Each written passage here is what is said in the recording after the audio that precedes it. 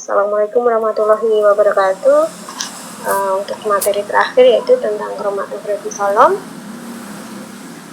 Prinsip dari kromatografi kolom itu sama dengan kromatografi lapis tipis maupun kromatografi kertas, yaitu partisi. Kromatografi kolom itu dilaksanakan dalam suatu kolom yang berisi fase diam. Jadi kolom itu adalah bentuknya seperti bulat, kemudian panjangnya kolom itu adalah 10 kali dari diameter. Jadi diameternya berapa, panjangnya itu adalah minimal 10 kalinya. Kemudian kromatografi kolom digunakan cairan sebagai fase gerak. Gunanya untuk mengelusi komponen sampel yang keluar dari kolom. Kemudian kolom digunakan untuk memurnikan senyawa atau campuran pemisahan. Kemudian kromatografi kolom dapat diterapkan pada skala besar, maksudnya kita dapat menggunakan sampel itu dalam jumlah yang lebih besar. Kenapa kromatografi kolom termasuk cairan preparatif? Karena nanti di dalam kolomnya tadi atau bulatnya itu kita isi dengan fase gerak. Nah, kemudian di dalam kolom nanti akan terbentuk yang namanya bercak-bercak itu. Sehingga kalau dia secara basah, kolomnya itu akan terpenuhi oleh fase gerak. Sehingga disitulah akan terbentuk preparatif dari hasilnya, yaitu bercak-bercak. Kemudian kolom itu bentuknya mirip seperti bulat, ya, dibuat dari bahan gelas, polimer maupun logam. Ukurannya sudah saya bilang tadi bahwa minimal panjangnya adalah 10 kali dari diameternya. Fase diamnya yaitu yang digunakan sama seperti silika gel, selulosa, alumina, seperti yang digunakan pada KLT maupun kromatografi kertas. Nah, di dalam kromatografi kolom itu fase diam yang digunakan itu ada perbandingannya dengan sampelnya. Fase diamnya adalah 30 bagian, sampelnya 1 bagian. Ya. Untuk senyawa yang sulit dipisahkan, perbandingan itu bisa ditingkatkan.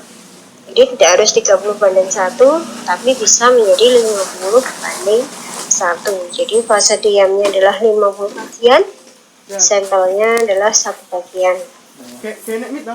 Ukuran partikelnya itu adalah 63 sampai 250. Ya. Kemudian fase gerak perlu ditekan atau disap. Jadi fase gerak keluar itu bisa dengan cara ditekan atau dihisap. Kemudian nah di sini sudah dituliskan bahwa fase diam yang digunakan itu silika gel, alumina maupun selulosa. Fase gerak yang digunakan sama seperti KLT maupun kertas, yaitu diluan atau solvent, bisa berupa suatu campuran. Pemilihan fase gerak sama juga seperti KLT dan kolom, yaitu yang pertama adalah berdasarkan dari penelusuran pustaka, baik dari jurnal, dari buku primer, ya. Kalau memang nanti itu tidak bisa menghasilkan bercak yang seperti kita inginkan, maka pemilihan fase gerak boleh dengan cara mencoba-coba dengan KLT. Jadi kita mencari komposisi yang tepat untuk memisahkan senyawa yang akan kita cari. Kemudian pengemasan kolom itu ada 2 cara, yaitu cara basah dan cara kering. Bedanya apa? Kalau cara basah, maka fase diam tadi, silika atau selulosa yang kita masukkan ke dalam kolom itu dalam kondisi bentuknya seperti granul, jadi kering, serbuk gitu ya. Kita masukkan ke dalam situ, nanti baru dimasukkan fase geraknya. Fase gerak yang masuk, misalkan kita menggunakan setiap 100 ml, maka yang keluar harus 100 ml. kondisinya itu harus tetap kering di dalam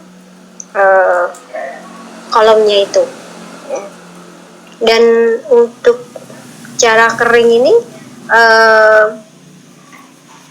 di dalam pengelusi atau memisahkan zat itu susunan dari silikanya itu selama proses elusi tidak boleh ada yang retak. Jadi tandanya kalau retak itu ada seperti garis gitu ya di dalam kolomnya. Nah kalau terjadi seperti itu artinya retak, maka kita harus mengulang dari awal. Kita tata lagi silika gelnya ya, kemudian nanti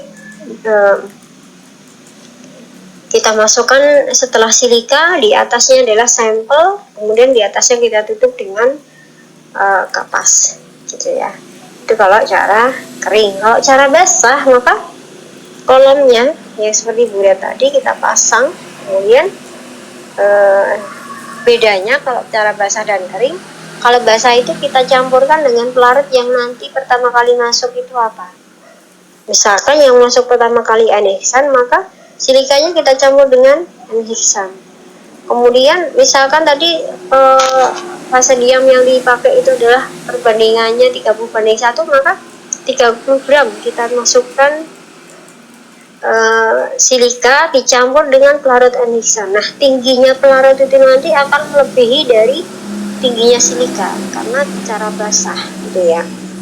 Jadi kemudian nanti di susunannya sama, silika, kemudian sampel, kemudian ditutup dengan kapas. Nah tingginya fase gerak itu harus melebihi dari kapas itu, kira-kira 5 cm dari kapas lah. Yang penting dalam sampel dan silikanya itu terbasahi oleh fase gerak.